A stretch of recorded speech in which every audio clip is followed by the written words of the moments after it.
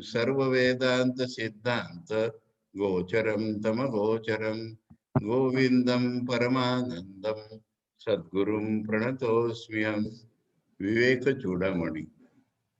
One par excellence book is the heart of Shankaracharya. And in that we understood by now that this Viveka is not what we normally take as the preliminary. That he is telling later on. This Viveka we can understand in two ways. One is that our real nature is hidden, superimposed upon by so many things which are not real, which are not our real nature, like body, indriyas, mind, etc., I consciousness included. And to discriminate and to remove them is called the Viveka. The other side I told you, we grow spiritually, but sometimes emotion, attachment magnifies our achievement and we feel as if we are reached the goal. So this discrimination has to be awake all the time to show us by introspection that we have not yet reached the goal and then to proceed further in that direction. So this becomes the meaning of Viveka, and that is why this Viveka is taken to be the Chudamani of all spiritual merits.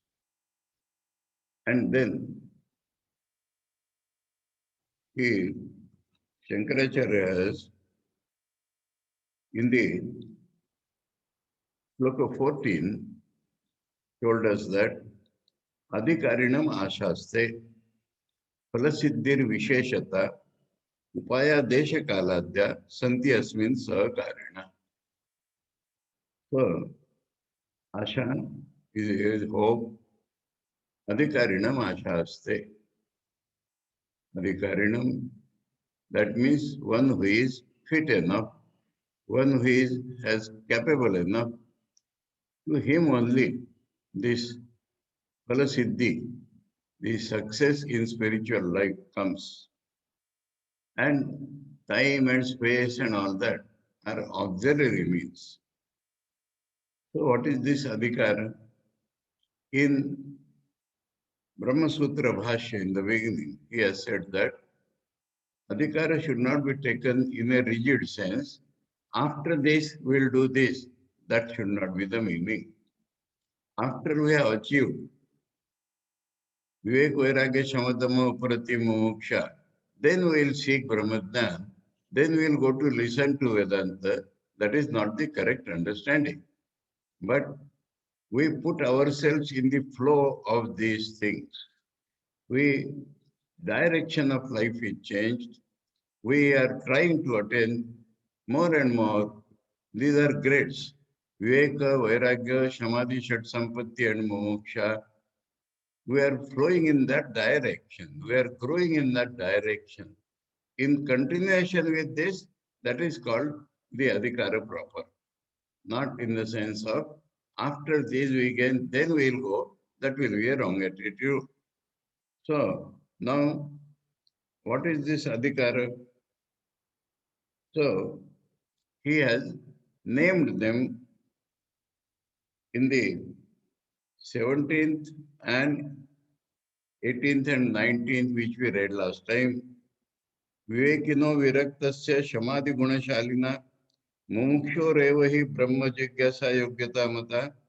So one who has viveka, vairagya, samadhi and muksha, he only, to whatever grade he has, he only is capable of inquiring about Brahman, about desiring keenly till we reach the goal about Brahman. That is the capacity will lead us to that. So all this is a continuity. And then he repeats that these four things only are called the means. If they are there, we get the result. If they are not there, we do not get the result.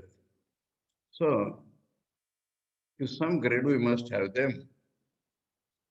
And then he counts all of them with little details. Because he has said Viveka. In 19th slok, he says, Adav, Nitya Nitya Vastu Viveka Pariganyate. So Viveka is now termed by him as Nitya Nitya Vastu Viveka. Always the mind should flow in that direction, which is permanent, which is not permanent. This should be the direction of thinking, of feeling, of will, of the entire mind, to seek what is permanent, to give up what is impermanent. Yaha mutra phalabhoga viraga tadanantaram. Then comes a dispassion for enjoying anything. Enjoying, understand? We may relish certain things, we may be happy about certain things, but this word enjoyment indicates subject enjoying the object. And so, what we enjoy? Bhoga, phala bhoga. Phala means it comes as a result of our effort, either here or in heaven. Many people we see very strict about certain religious matters. What is the idea governing behind? We will earn more and more merit or punya. It is like deferred payment. We don't encash every day. We are putting fixed deposit. We'll get it once in 6 months or once in a year or later on. So, by being strictly religious, we earn merit and we go to heaven and enjoy there. This idea should also, there be a discussion about this very idea. So, by doing something, we get some fruit. This connection between the action and fruit itself becomes disliked, or we do not want anything which we get by our karma to enjoy. So that is the real definition of vairagya. And then he has only named others. Shamadhi Shatka Sampatti Mumukshattam iti Sputam. So here we only know because in 17 years old Samadhi and here is take Samadhi Shatka Sampatti. So there is a group of 6. Wealth, Sampatti wealth. Why he calls it wealth? By the outside wealth, we purchase things in this world. This is the wealth by which we purchase God. This is a wealth which will give us God realization. So it is called wealth. In ordinary parlor, there is a Manusha Vitta, there is a Daiva Vitta. That means by money, we purchase enjoyment in this loka. And by certain knowledges and karmas, we go to heaven. That is called Daiva Vitta. And we enjoy there. But this is the spiritual wealth by which we are going to not ascend to heaven, but reach moksha. So it is called wealth.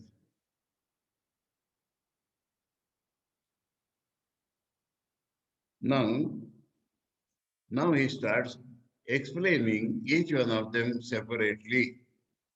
And we have to go deep into this Brahma Satyam 20, Shlok 20. Brahma Satyam Jagan Mithya iti evam rupo vinishayah soyam nitya nitya vastu ekah samudarita. So what is nitya and nitya vastu ek? Brahma Satyam. Now I will tell some funny things about it. I attended many Vedantic conferences in Amritsar and other places in Punjab. And he waves his hands and says, Brahma Satyam, Jagan Mithya, Jivo Brahmaiva Napara. Here Shankara has not given that Jivo Brahmaiva Napara, you understand? So, what is Brahman? Nobody thinks and says Brahma Satyam. That means there is some object which is Satyam. And Jagat Mithya, what I say is Mithya. All of you sitting is Mithya. And what about myself? I am Brahman. There cannot be more foolishness than this. We have to understand each word, then only it will mean something. Brahma Satyam. What is Brahma? The transcendent immanent reality, the Sarvatita Sarvagata Satchit Ananda Jagat Karan, that meaning is included in the very word Brahman. When we say Brahman, this is what is included. That beyond everything, pervading everything, of the nature of existence, consciousness, and bliss, one without a second, absolute, unbroken, which is the cause of the Srishti Sthiti Pralaya of this world. In the Brahma Sutras, Athato Brahma Jigyasa, and there what is this Brahman? Janmadhyasya Yatah. So, the Srishti Sthiti Pralaya Karta is Brahman. And there Shankara has added, he has to be Sarvagya Sarvashaktiman. So, and another thing, all power is his. That is Brahman. In the Gita, second chapter, 16th shloka tells us, Nasato vidyate bhavo nabhavo vidyate sata, uvayorapi drishtontastu anayos tattva darshivi. But what is that which is Sat always? In the 17th, the explanation is given, Avinashitu tadvidhi yena sarvamidam tatam. Vinasham avyayasya nakachit kartum arhati. So the link one must understand that which is all pervading only can be Avinashi. A individual something can never be Avinashi. So when we say Brahman, I, you, who, he, she, it, table, chair, all pervaded by the reality. That reality which pervades everything also is beyond. That is called Brahman. So when we say Brahman, we must get this deeper understanding or real understanding or the word understanding even without understanding the meaning of Brahma, to say something is Satya, God is Satya, has no meaning. That which is all pervading is Satya. That which is everywhere and beyond that is Satya. This is the first thing. And because it is Satya, it is Nitya. Because it is not changing, so it is permanent. Because it is permanent, so it is real. And Jagat Mithya, this is another important thing. What is Jagat? Gacchati iti Jagat, please mind. Gacchati iti Jagat. That which goes away is called Jagat.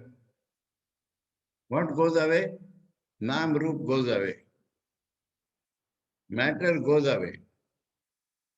I included, mind you, because my body, my mind, my organs, they all go away. So Jagat means including myself, that one should understand what I feel today as myself. My real self is included in the word Brahman. My reality, my real self, my reality is included in the word Brahman. And what I feel myself to be today is included in the word Jagat. This one should clearly understand. Then the meaning of Brahma Satya Jagat Mithya comes. Iti means this much.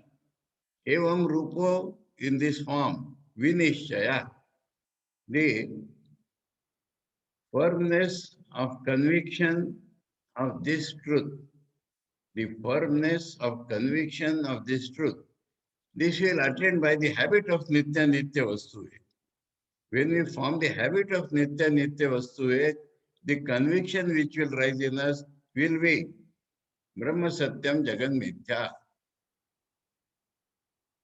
Soyam Nitya Nitya Vastu Eka Samudarita. Samudarita means uh, given the right example of Nitya Nitya Vastu is the conclusion reached by Nitya Nitya Vastu. By the habit of Nitya Nitya Vastu, the conclusion reached is that only all pervading transcendent reality, which is my real nature, is only the truth, real.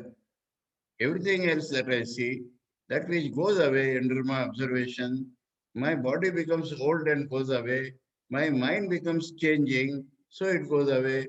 That all these things, including myself, are mithya, unreal. That is the conclusion reached by Viveka. And that is taken as the preliminary. First, Adav here said. Adav, first of all, this Vivek should rise in us. All these are, as I was telling again and again, forces taking us to spiritual life. They are not just intellectual cogitation, but the forces which take me higher and higher spiritually. The first one is this Viveka. It is a direction of the mind. Then, what is Vairagya?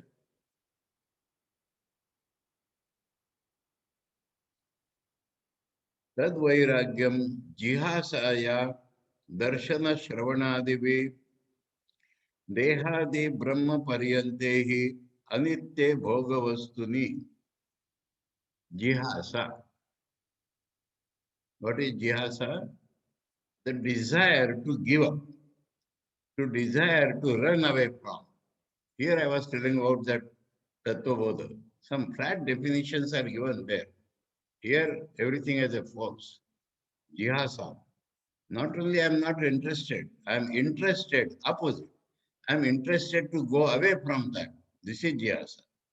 Jihasa means the strong motivation, the strong desire to run away from that. That is Vairagya. And yesterday, in the last class, I exemplified that before eating food, suppose a fly enters our mouth and stomach system, how much desire we get to run away from that. That type of desire. From what? Jihasava. Through what it comes? Darshana Shravana Adivi. Let me say what it is and then we'll see how it comes. Anitya Bhoga Vastuni. We have already done Viveka Adav. So Viveka tells us that that which are objects of enjoyment. Here many people ask this question, shall we not eat food? Shall we not see? Shall we not hear? Shall we not? That is not the question at all. The question is, do we eat food with enjoyment?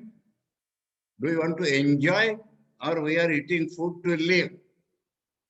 We are to do sadhana. We want this body. And so we are eating food. If you are eating food for enjoyment, you should not do that. That is Vairagya. Objects are there. And Indriyas will always deal with the objects always. That is not enjoyment. But when the idea of a subject enjoying the object comes, when the idea that I am deriving joy from this object, that is called enjoyment. Vedanta is not asking us to become dead. Some people think Sita Prajna is like a war. Not at all. Indriyas will always live with the objects. Raga Dvesha Vayuktaistu Vishan Indriyeshwaran. So the desire, attachment, or repulsion. Now, that is how we live. But here, and I am telling you repeatedly, by hearing this very word enjoyment, my guru used to shudder. Why enjoy? So, one has to introspect and find out. There is an idea inside, I will enjoy this. It goes to the length of man enjoying the woman's body, woman enjoying the company of man. So, man, woman will be there always. But this sense of enjoyment is something about which there is a desire to run away from. Jihasa bhogya vastuni.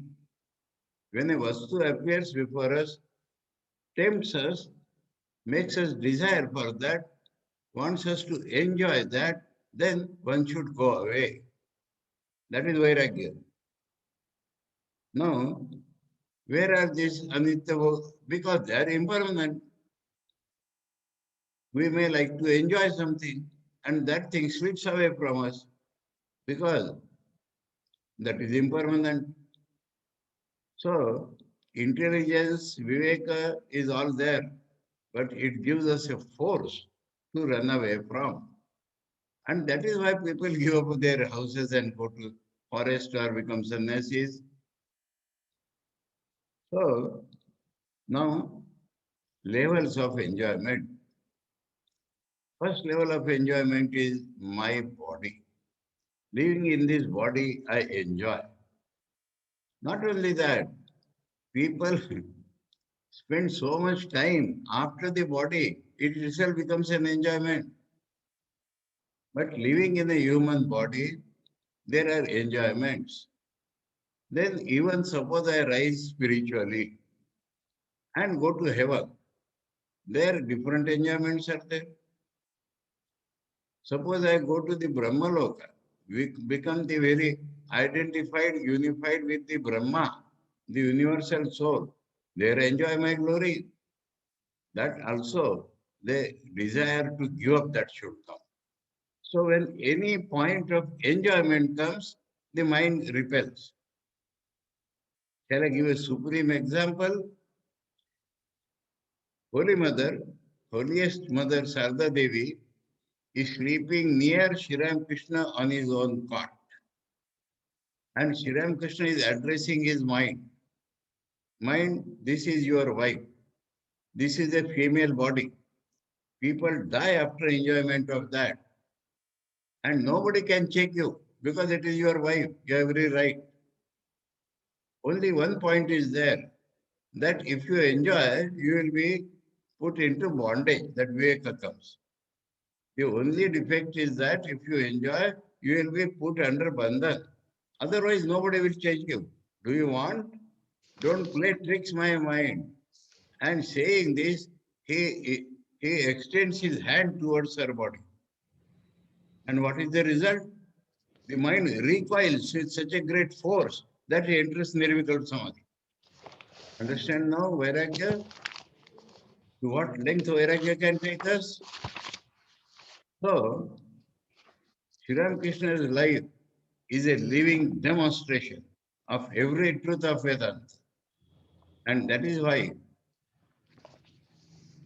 it is a great scripture to study how these things come in human mind.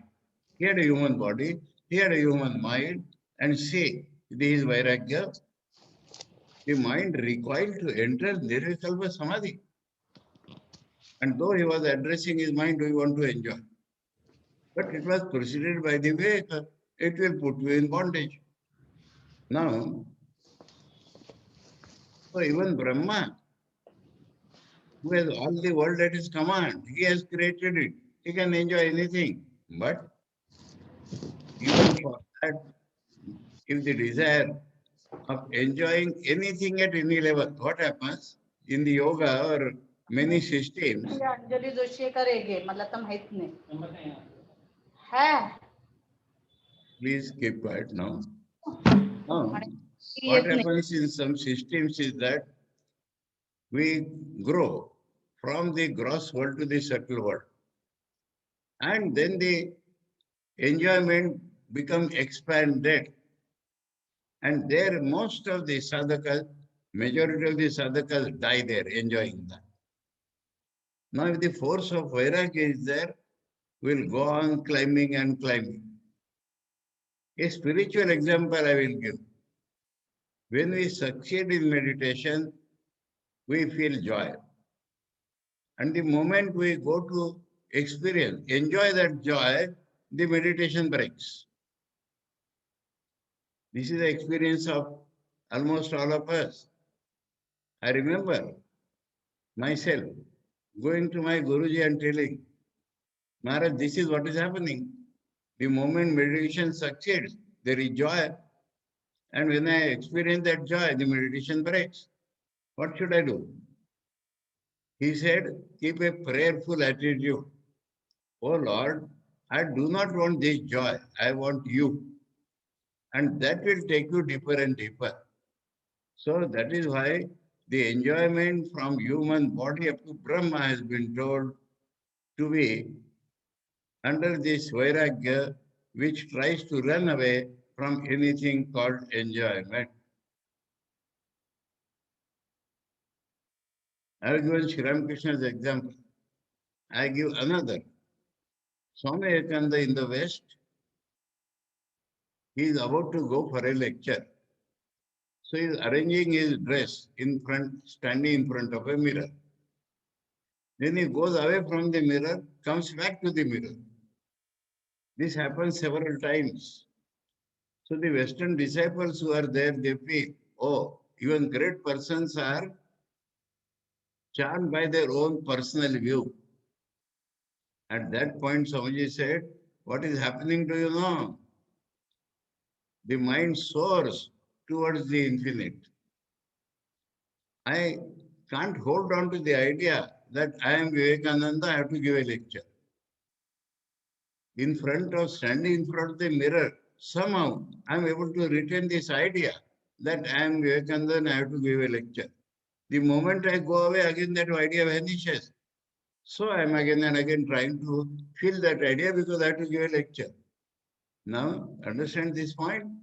So, nothing is tempting enough for this man.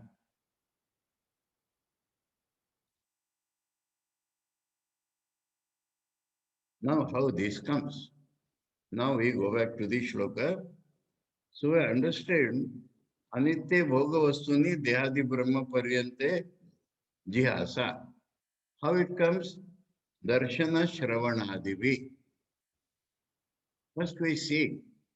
See means experience. See means direct experience. We have direct experience that all the Bhogya Vastus are Anitya. This is the first force leading us for Vairagya is our observation that all Bhogya Vastus are Anitya. We have not seen the heaven. We do not know what the heavenly things are. So we hear from those who have experienced. We hear from the Shastras that they are equally impermanent. So, through direct experience or through indirect experiences, we come to know that they are anitya. So, this is the Viveka working through direct experience or indirect experience. Now, people live their whole life and they never get this experience. They see things are anitya. They think, oh, we'll enjoy another thing. So then the Vairagya is not started. Then the Adhikar cannot come. So desire to run away from based upon one's own direct experience and you may say scriptural evidence or indirect experience hearing from others. We understand that from Deha up to Brahma, everything is impermanent. And if we go after impermanent, we can never go for the permanent. So the desire to go to the permanent makes have a desire to run away from the impermanent enjoyment. Now, Shama. Samadhi Shat Sampatti is being explained by Shankaracharya, great force. Normally, we think Shama means how to control the mind. Everybody in the universe is asking how to control the mind. How to control? Virajya Vishaya Vratat Dosha Drishtya Muhurmu Swalakshe Niyata Avastha Manasa Shama Uchyate. What is the main point here? In one word, I will tell Bhakti. Swalakshe Niyata Avastha. So it is after Vivek and Vairagya this comes. Shama. The placing also is equally important. What is Swalaksha? Brahman. Brahman only is Nitya. We do not want anything else. Now, is it not bhakti? Please tell me. Can one keep mind fixed on Brahman by will or because we are attracted by that? Is it not bhakti, please? We'll see later on how Shankar emphasizes this bhakti. So, Swalakshya Niyata Avastha. Lakshya, we have not reached it today. Lakshya, we have not experienced it today, but we do feel it. And this feeling has led us to be attracted to that. And that is why we are able to keep our mind fixed there. How we are able to keep our mind fixed in Brahman? Because of the Brahman attracting us. If this is not bhakti, what else bhakti is there? Bhakti is a pull. Bhakti is a forceful pull. That Brahman is pulling me. And because it is pulling me, I am able to fix my mind on that. Then, if I go for enjoyment, then that pull does not work. So, virajya means having vairagya, vishaya vratat, the whole group of vishayas. The whole group of vishayas, objects of enjoyment, from this human body up to the Brahma's body, how? Murmu dosha drishtya. What are the doshas? Previously it has been told anityata is the dosha. What are the doshas? If I go there, I am in bondage. What are the doshas? If I go there, I cannot go to Brahman. And this has to be repeatedly as an input. Dosha drishtya more. So this shama does not come in a day. Please understand.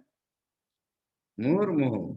We have to practice observing the doshas of the objects of enjoyment, of all objects of enjoyment. And then mind can be fixed on our goal, which is Brahman continuously pulling us. Now, as I have been telling, these are not achievements permanent. This is the direction. Because if we permanently achieve this, no further sadhana is necessary. So this is the direction taken by life. Manasa Shama Uchyate. That is called controlling the mind. Not applying the will to control the mind. It can never succeed. Mind is made of thinking, feeling, will, imagination, hundreds of things. And if you use only will to control it, it can never succeed. That is why Patanjali has given the science of mind. We must know what is mind, how many vrittis are there. So, whatever the mind is telling me, I do not agree. I want to run away from the enjoyment provided by the mind.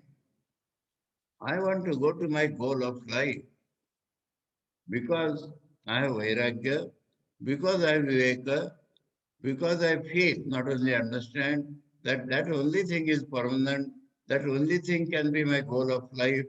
I get such an attraction for that. I am such a bhakta for that. I am such a devotee for that. And that helps me to come away from other things. And so that becomes mental control. So see the force of each shloka.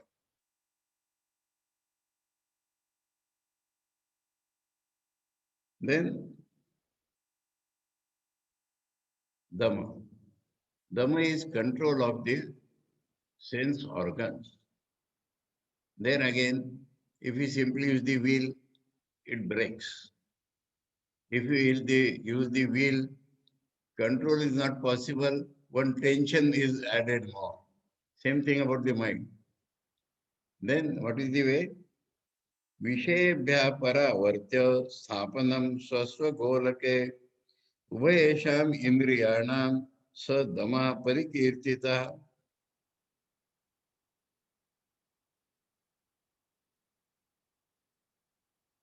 Now we have to understand these things. Swaswagolake. That we feel indriyas, are not Indriyas. Indriyas are subtler things which you do not see. We see this nose. This nose does not smell. An Indriya called this smelling power. In physiology, there's a brain center. There is a subtle thing which smells. What is the nose? It stays here. Swasva golake means every Indriya has a sphere.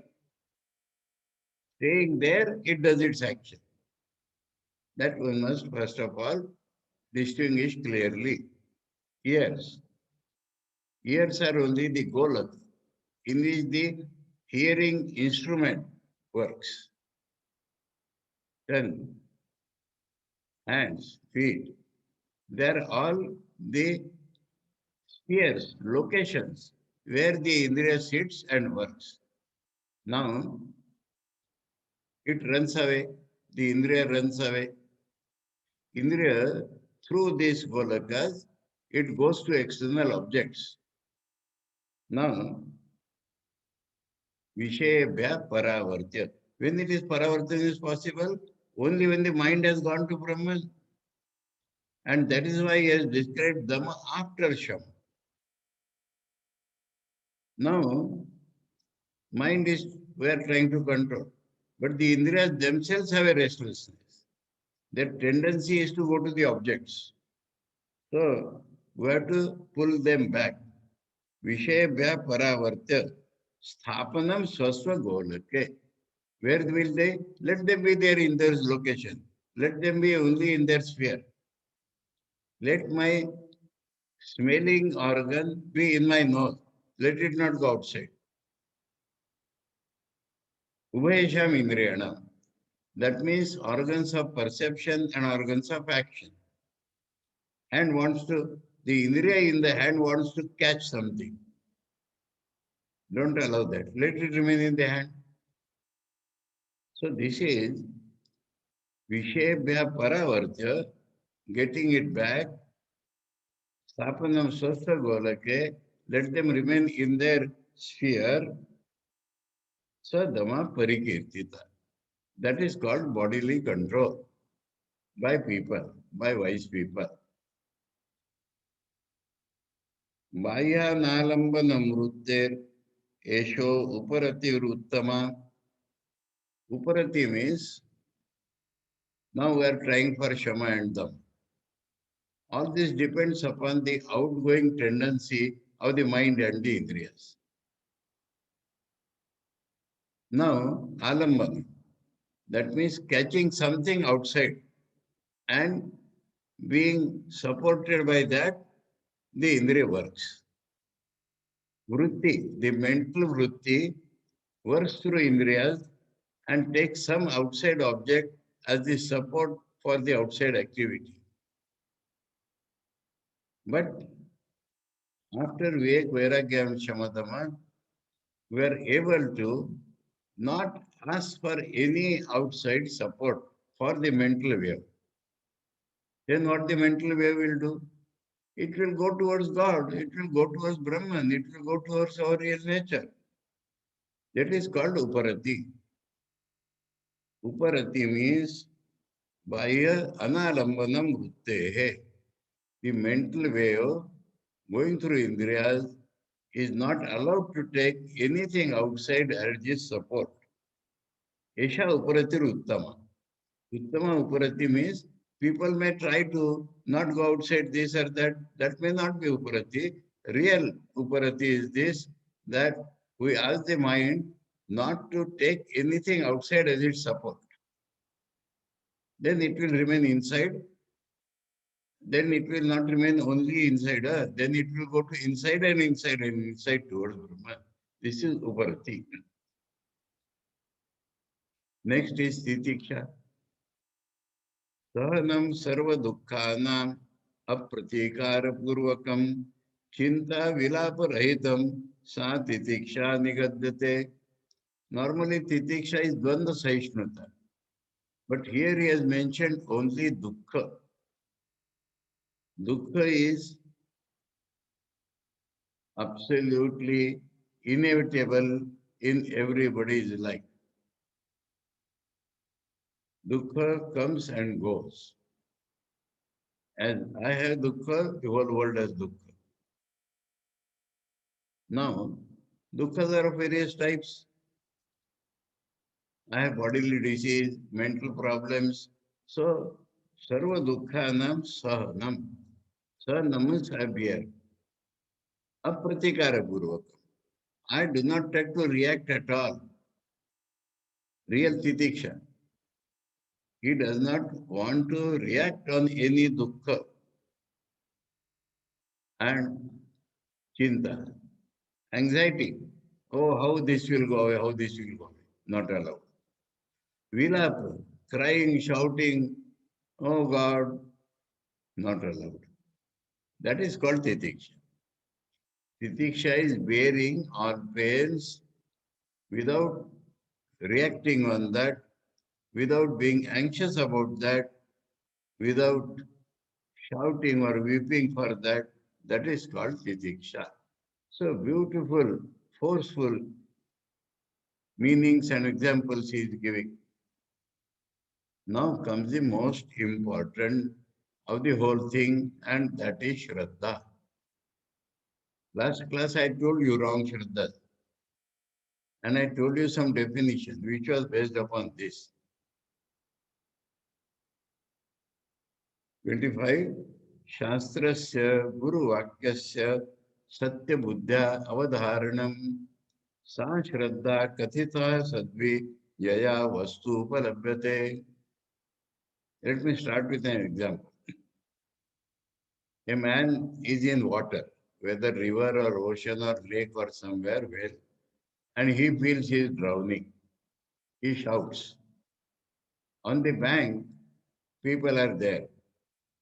They take a very stout rope or a heavy chain and tie that end to something firm, some stone somewhere, they tie it firmly. And the other end, they throw in water and tell him, you catch it, you catch it. Now, getting some hope, he struggles and reaches that end and catches it. As soon as he catches it, people on the bank say, saved, saved. Is he saved? If he gives up his hold, he will drown. If he does not pull, he will be drowned. But if he pulls at that rope, he will reach the bank. This is Shraddha. Yaya Vastu Upalabhyate, by which he is going to realize the Vastu. What? Shastrasya Guru Vakyasya Satya Buddhya Avadaranam. Satya Buddhya. Not that because my Guru is telling I accept it now. Because it is written in Shastra I am accepting now. The response should come from within.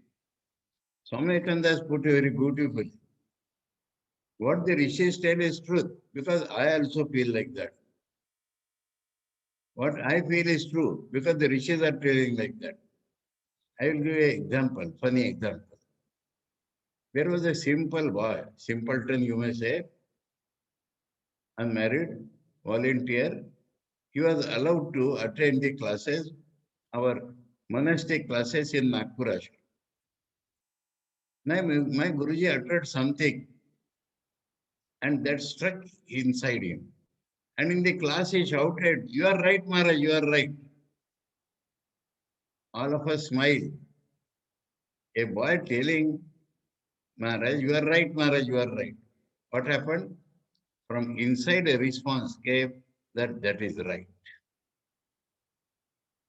So this is Satya Buddha Avadaranam. Swamiji's Western disciples, perhaps MacLeod, they have said, when we first heard Vivekananda, as soon as he uttered a sentence, we felt, oh, that is true. Another sentence he used and we felt it is true. And whole life we are hearing him and every time we are feeling, oh, it is true. So what Shastra says, what the Guru says, when this response that it is true comes within, that is called Shraddha. And where it will lead to? It will lead to the realization.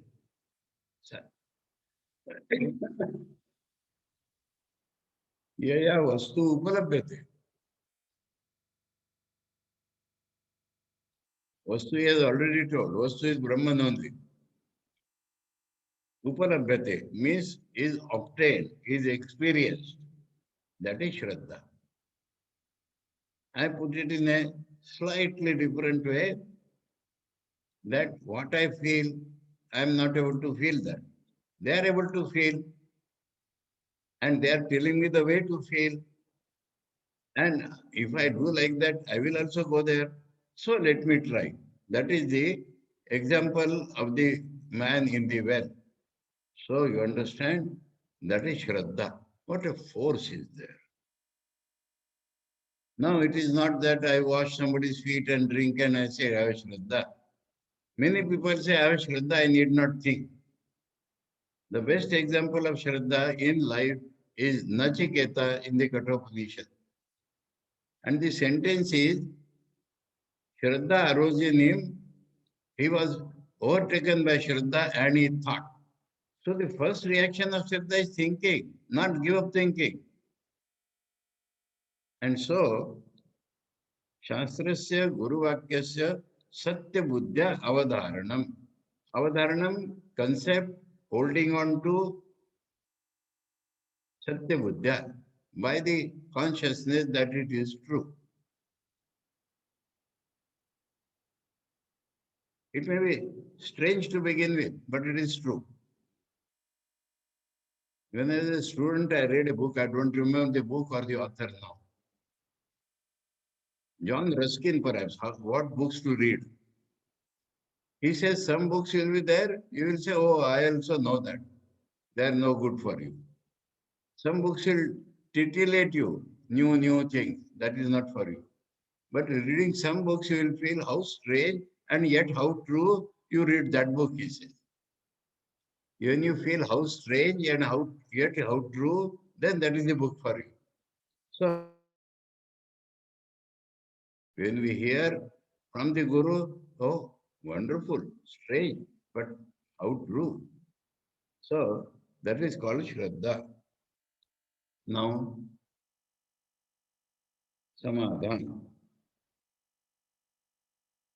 Samadhan normally, in ordinary world, we feel like satisfaction. We get some good food, satisfied. Shankar says, what is Samadhan? Samyak Adhan, right keeping. Now, equilibrium we know. And we are taught in science, mathematics or physics, there are two types of equilibrium. Unstable equilibrium and stable equilibrium. You understand? If I keep this like this, it may stand, but if I move, it will fall down. And if I keep like this, then it will not fall down. No, where the mind will stay? When it goes to any object, the object changes. How can the mind stay there? Temporarily, we feel it is staying. But when the object changes, it falls down. So that is unstable equilibrium. Where the mind will stay? In God. Mind will stay at a stable equilibrium only in God. That is called Samyak Adha, rightly keeping. Sarvada Sthapanam Buddhe Shuddhe Brahmani Sarvada Tat Samadhanam Ityuktam Natu Chittasya Lalanam. Chittasya Lalanam is the ordinary idea of Samadha. Lalanam is pampering. A small child is there. I want chocolate. We give him chocolate. Again, he will want something. So, pampering the mind is not samadhan. What you want, I am giving you. No, that is not samadhan. But buddhe, buddhi is here equated to the mind only, or the bodha. Our mind, shuddhe brahmani sarvada. Now, all this is, I will tell you, devotion only. Bhakti only. The mind is kept permanently in the Shuddha Brahma. Sarvada. Sarvada because it is an attempt. Mind tries to run away, but the attraction for God makes mind stay there. Maybe Saguna Brahma Vishaya Vyapara Rup Manasa Vyapara Rupani Sadananda defines how to keep the mind in God. We have to take God as Saguna and then we keep the mind there. Now we hear about gopis and devotees and how they were able to keep the mind in Krishna because of the attraction, because they knew it is permanent. And so, Sarvada Sthapanam Buddhe Shuddhe Brahmani Sarvada Tat Samadhanam iti uktam natu chittasya ladhanam, not the pampering of the mind. See the force?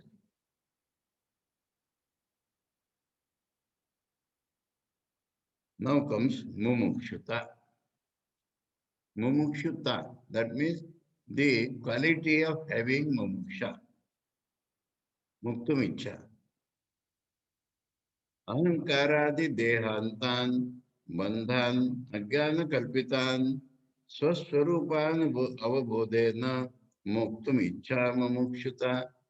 So this mumukshuta is defined according to the Jnana Yoga being preached in Vivekchudamani.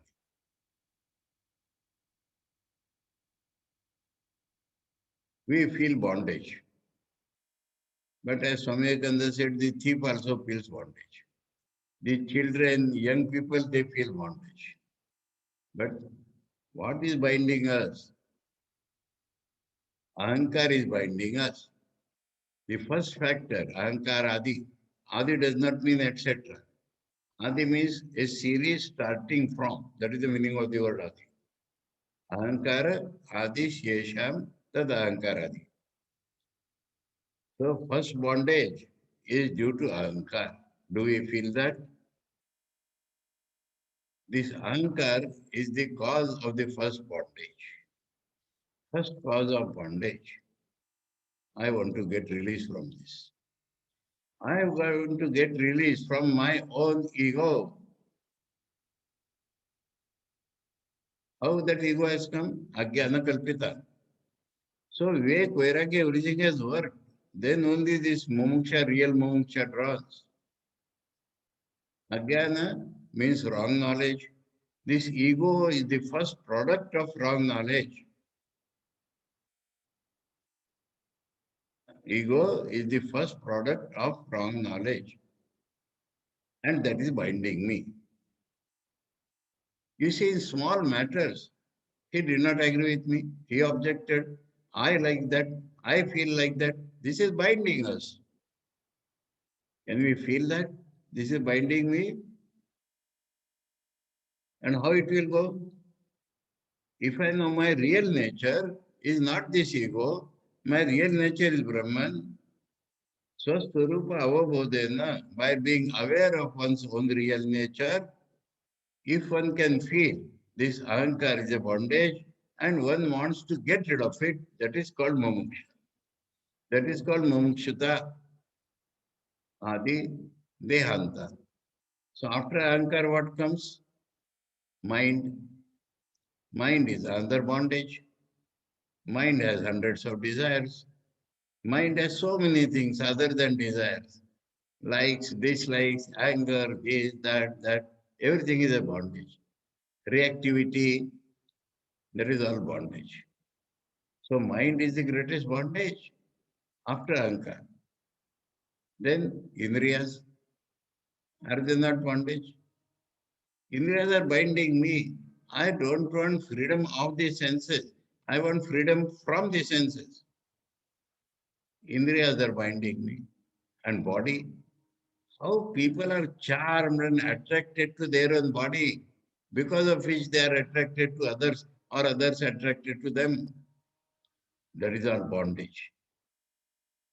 Unless we feel ahankaradi dehantan, starting from ahankar, ending in body. Outside world is different. Outside world reacts upon us only because of these things. If you do not feel we are the body, nothing can obstruct us. If you do not feel we are the mind, then the whole society cannot obstruct us. So the bondage is not from outside. Ahankara di dehantan, bandhan, ajnana kalpitan. Then how to get rid of it? Swaswarupayu udena moktumicha. I will get released only when I know my real nature, by which I will not fall into the bondage of body, indriyas, mind, and ego. That is called desire for freedom. Not that I want to go away from this or that or this or that. So bondage is due to ajnana kalpitan, ahankaradi, dehantan, and it can go away only when I know my real nature, and that drag to know the real nature and get rid of all the bondages right from ahankar which are due to ajnana, that is called the real mumukshata. And without mumukshata, the progress stops. And if mumukshata is there, the progress goes on. Now, after this, they are all interconnected. Though first is and that is second and all that he has told. But they are all interrelated, interconnected. That he will describe in the 3 next shlokas. Manda madhyama rupapi vairagyena shamadina prasadena guroseyam pravruddha suyate phalam. I think we'll take it up in the next class. We are read up to shloka 27. From 28, we'll read in the next class. And there the important topic of bhakti also is coming. So, directly. So, we'll take it up in the next class. Om Sarva Vedanta Siddhanta Gocharam Tama Gocharam Govindam Paramanandam Sadgurum Pranatosmyam Om Shanti Shanti Shanti Hari Om Tat Sat Shri Ramakrishna Arpanamastu.